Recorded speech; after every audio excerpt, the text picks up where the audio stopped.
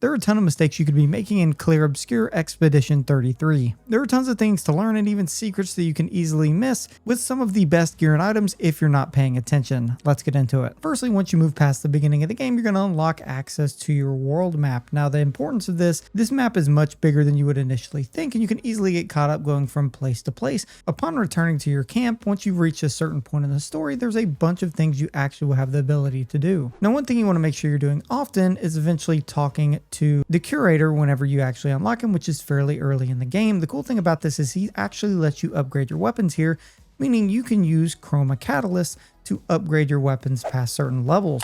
As an example, a level 1 item can use a regular chroma catalyst, which again can be used to level your items from level 1 to level 3. Your polished chroma catalyst will eventually upgrade your weapons from levels 3 to level 9, and you'll eventually unlock higher level catalysts that you can unlock past that to upgrade your weapons all the way to level 20. Keep in mind, eventually you'll collect a ton of weapons, so ideally you should stick with the most powerful one with an element that you're pretty sure works well against most of the enemies. But again, primarily you want to go for that base power number for more damage, keeping in mind each weapon has specific abilities that you unlock past level 4 that can drastically change how the weapon works. For instance, this level 3 weapon at level 4 unlocks the ability for fire skills to cost 1 less action point, and Tribucum that actually generates a random stain on our regular free aim shot. So again, the power for these weapons is really important as you continue to upgrade them, but keep in mind you also want a weapon and upgrade a specific one. Ideally, you really want to unlock the skills on, because the weapon skill bonuses can make each character much better. Now, additionally, the curator lets you upgrade your expedition resources, the first being your Lumina points.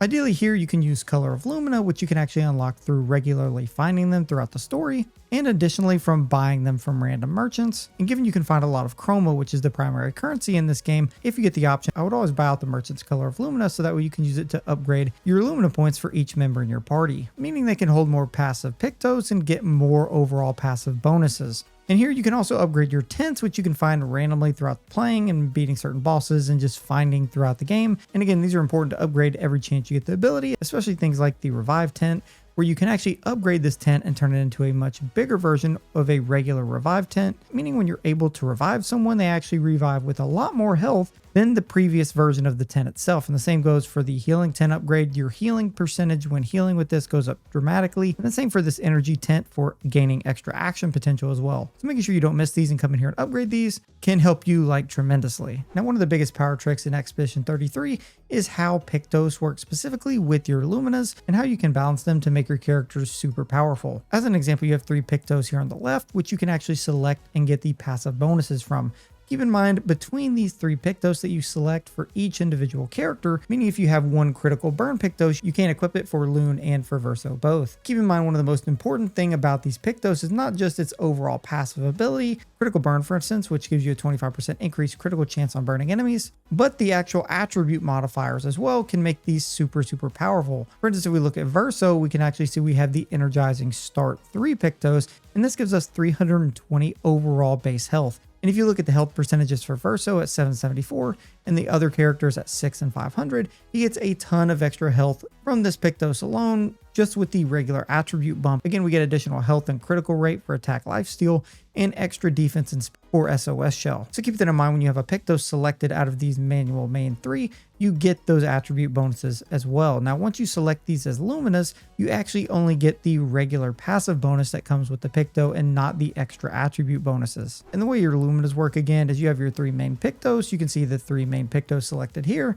Once you win a total of 4 battles with a Pictos equipped on any character, you then get the ability to add it as a Luminous. This is essentially a free ability that you can use. So you can see we have our 3 main Pictos selected here. And then from that point, any number here you can see in the light blue color is an extra ability we've added. So for instance, we have 18 out of 29 selected, meaning we can select up to 29 points to be able to have extra abilities. And these Luminas you can actually have selected on any character as an additional passive, even if they're selected on another. So for instance, if we take off exposing attack, you can see our Luminous drops down to 8 out of 29. And again, we can come back here and add it. It goes back up to 18. And that means we have 11 more points we can select for free. So if we wanted to select marking shots as well as critical burn, we could add every single one of those here and we're still not maxed out, meaning we get basically all these additional passive bonuses, which makes us way more powerful, which is why you should make sure you're investing your color of Luminas into your party so that way you can equip more Pictos, equip more Luminas, and make your characters that much better. Now, one trick with your Luminas is, again, you only have a certain point total here that you can use, meaning something that costs 15 points ideally should be slotted in your Pictos category.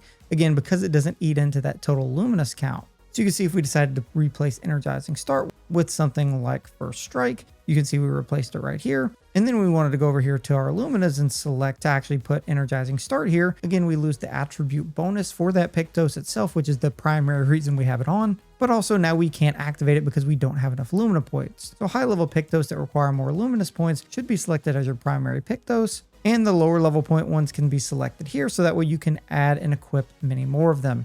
For instance, we should ideally take these level 1s that we have and replace them with some really good level 8s, so that way we can then put multiple level 1s, 2s, 3s, and 4s in our Luminous area on the right. Keep in mind, as you collect more of these, you can hit Y and actually add these to favorite. You can actually then sort these to make them easier, so that way they can be sorted by level, so you can see the most powerful ones. Now, don't worry about upgrading your weapons just yet, because you can actually waste a lot of your currency. And one thing I was doing early, especially if you don't know what weapon you want to use or which element might be the most important, because different enemies have different weaknesses, especially elemental weaknesses, as well as different resistances themselves. So for instance, an enemy could be resistant to the fire element, meaning if you attack them with a fire weapon, you're not probably going to do that much damage. But what you don't want to do is come in here and start using your polished chroma catalyst to upgrade 2 or 3 or multiple different weapons, because you can easily run out of them, and having one very powerful weapon, even if it meets against certain resistances, can still be much better, just because the power upgrade from level 7 to level 8, level 8 to level 9 is a huge jump. You can see a 50-point power jump here is a lot of damage. So try and upgrade one main weapon for each person, because especially early, you're going to run out of these polished chroma catalysts from weapons level 3 to 9 very quickly. And again, you want to try and keep these as high as possible, just because they deal so much extra damage. You can see even going up to level 9 is 424 power, so stick with one weapon and try not to spread out your points just yet, because one weapon early on can be very powerful if you just focus on it. Make sure you're not upgrading specific weapons, and I'm going to show you why in a minute, because there are actually ways you can get weapon upgrades for free that you may be missing out on. Sometimes within certain battles, different boss fights, you can actually get weapon upgrades for free sometimes, automatically after the fight is ended, especially when it comes to fighting enemies from the map itself. Again, after defeating them, can actually upgrade your weapons completely free without using any catalyst whatsoever. So if you see enemies on the map, go make sure you fight them, because that extra potential weapon upgrade can be a lot of extra damage you get for free. One big mistake is thinking you can take on everything in the game right away. That's because there are a bunch of extra side quests and a bunch of extra miscellaneous things that you can do between all of the maps. And when I tell you this, it's not personal. There are some enemies earlier on in the game, even midway through the game, that you absolutely cannot beat, no matter what you do, in areas that you'll have to return to in order to actually complete them. For instance, some really powerful and cosmetic items are locked behind some of these side enemies that you have to kill certain amounts of, but you can't actually kill them all or complete them until you become a lot more powerful and unlock a lot higher level gear once you get farther on into Act 2 and 3. So if an enemy seems like you may be able to beat them, you probably can. If you're definitely not even getting close, trust me, it's not you. It's because you have to come back to certain areas like this in order to actually complete them, again, which you can do at basically any point in the game. So don't spin your wheels on trying to fight one of these mime guys for like 4 hours, because more than likely early on, as soon as you run into one, you're going to get curb stomped by them in one shot, and trust me, there's nothing you can do about it except to come back later. Not to mention, some of these areas and more powerful things you can unlock are actually unlocked in certain side areas that sometimes you just can't access. For instance, our buddy Sastro here, who actually will eventually allow you to break into these little areas, can unlock a bunch of different free items and treasure areas within certain points in the map. And again, you have to collect his little buddies, as they will learn the ability to both swim and fly. In some areas, especially the flying ones,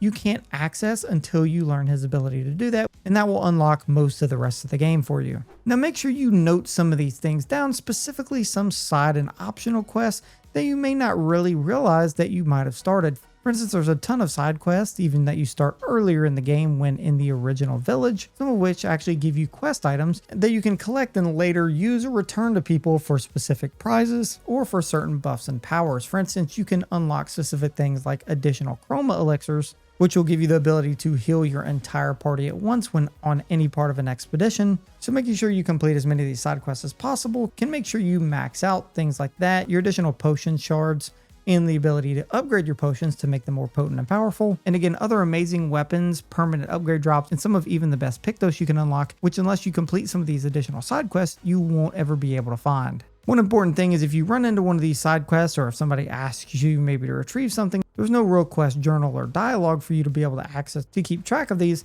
So if you find someone, you may want to write down where exactly they are, what kind of thing you're looking for, so that way you can come back to them and actually unlock this, because again, some of the best things in the game can be unlocked behind these side quests, and they're basically impossible to track unless you note them down and remember exactly where they're at. So I would definitely keep a log somewhere of where exactly those are. Now, Expedition 33 has a ton of combat mechanics, some of which can be a little confusing, but once mastered can make you super powerful. Now, ideally, the combat is based off of a couple main things.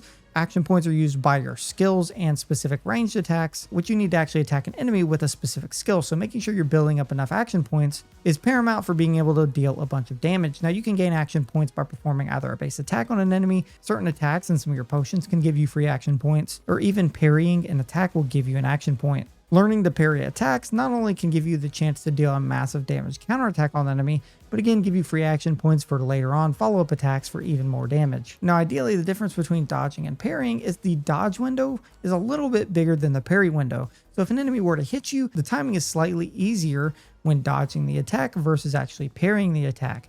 Meaning if it's a huge attack that you absolutely cannot get hit by, otherwise your expedition party will 100% die, you could sometimes opt to dodge specific attacks because the timing is a slight bit easier. Primarily, if you parry a certain amount of hits from an enemy attack, you will also deal an additional counterattack to them, which can deal for a ton of additional damage. So learning to time the enemy's hits, whether you're dodging or parrying, is the most important mechanic for winning tons of battles in Expedition 33. Another thing you want to do is upgrade the correct attributes, because your weapons actually scale specifically with different attribute types. For instance, Loon's attributes scale with Vitality at a B, Might, and Luck, whereas another character's might scale with Might, Agility, and Luck. So putting points in Luck can actually help scale our weapon damage as well as Agility and Might, whereas if you were to put points in Vitality, you get the regular health bonus, but it may not scale your weapon damage as much. Now, primarily Vitality again scales your maximum character's health pool. Might actually scales your overall attack power, meaning it increases all of your damage that's dealt.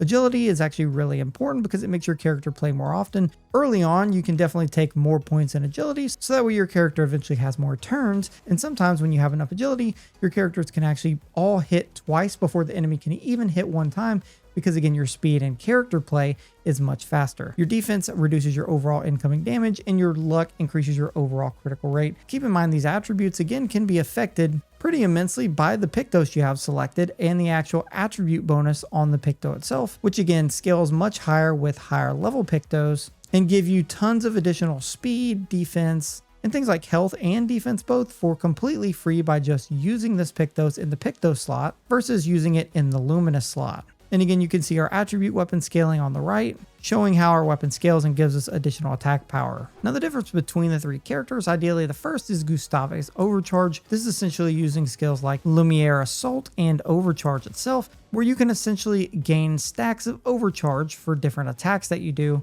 towards your Overcharge meter. And then once you have enough points in your Overcharge meter, you can then cast the Overcharge skill, which uses a certain amount of action points to then deal tons of single target damage to an enemy of your choice. One thing to keep in mind here is you can use the Lumiere Assault to get free Overcharge points very easily, or you can even use the powerful skill that actually empowers all of the enemies in your direct party and also can grant you a free 0 to 2 Overcharge for free. Loon specifically uses elemental stains. Now, you essentially generate elemental stains by using a specific elemental type. For instance, if we use a fire type spell, we'll gain a fire type stain. Now, the way this works is different elemental skills can actually use other stains to empower their skills to become more powerful, heal extra health, etc. So even for Loon, consuming elemental stains like earth stains can allow you to heal everyone in your party for free using 0 action points, or can consume 2 ice stains to make fire rage deal extra increased damage on top of its already insane damage that it deals to every enemy against you. So keep in mind when you're using Loon spells specifically that you're trying to stack elemental stains so that way you can use other elemental abilities to consume those stains and deal more damage, with light stains actually being able to be consumed in place of any other stain, which can empower basically every skill that she has. So cycling between the different elements will get you the most damage overall out of all of her skills. Now, Mail specifically has stances or battle stances that allow you to change your stance and deal additional effects. So ideally, you want to switch between stances to gain different benefits from Mael's attacks. For instance, you can be in the defensive stance where you take less damage and gain an action point per parry or dodge.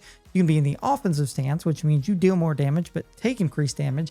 And then the virtuoso stance where you deal a lot more damage. And entering any one of those stances also provides Mael with an additional action point for free. Keep in mind, if you're in the offensive stance, using a base attack will switch you to the defensive stance and vice versa. Again, skills like Spark, if you're in the offensive stance, actually apply 2 more additional burn. Other skills like Rain of Fire, if you're in the defensive stance, apply 2 additional burn per hit. Whereas something like the Last Chance skill will actually switch you to specifically Virtuoso stance, so that way you can use a Virtuoso stance skill where you can deal extreme amounts of damage to enemies when you really need it. And then finally, you have Sael's Foretell, which is specifically a very high damage set of skills. So you can use Sael's skills to apply Foretell to enemies up to a 10% max per enemy. And these actually generate sun charges. You can then use another skill to consume the Foretell that you put on the enemy to actually deal a lot more damage. And when you do that, it will actually also generate you a moon charge. If Sael has a sun and moon charge both, she actually consumes all of those charges to enter a twilight mode that lasts for 2 turns and gives you the following bonuses that increase damage, doubles your Foretell applied with skills, and increases the Foretell cap per enemy to 20, meaning if you can stack 20 Foretell on an enemy, you can consume it to deal massive extra sets of damage. So you're applying Foretell to turn it into sun charges, a moon charge, consume those both, enter twilight mode, and deal massive damage to enemies. And Sael has a bunch of different dark damage abilities, even something like Grim Harvest, where you can actually deal a decent amount of dark damage, but heal all of your allies by even up to 100% health pretty easily if you have enough Foretell stacked on your enemy when using it. Those are all the big mistakes you can make in Clair Obscur Expedition 33. Guys, if this video helped you out, drop a like on it, subscribe if you're new, and I'll see you guys in the next one. Peace.